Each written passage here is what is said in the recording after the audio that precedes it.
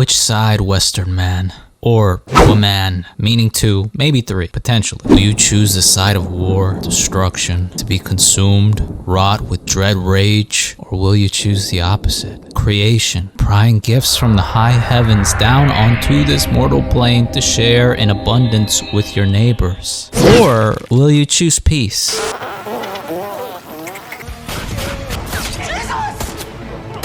Now, I for one do not care if the Peacemaker Season 2 teaser came out 2 weeks ago. The algorithm will raw dog my channel regardless, so I will choose to speak on what I like when I can, and damn, I forgot how much I missed Peacemaker. Honestly, when the first season was done, it almost felt like this could be James Gunn's legit best project. Don't get me wrong, Guardians will always be my favorite, especially Volume 1, that's special to me, but Peacemaker was so damn good. The humor, the action, the drama, seriously put John Cena in contention for the best wrestler turned actor in my opinion. No disrespect at all to Batista, he has the best filmography, no doubt, but I feel like Cena has hella range and hits emotional beats a bit better. It's insane going from movies to television that successfully, but let me just take off my Krispy Kreme uniform here. There are so many interesting things going on in this trailer, but of all the interesting things, I think it's the interstice that Peacemaker provides and exists in kinda that gets me the most intrigued, because it is one of the only things besides Blue Beetle kinda,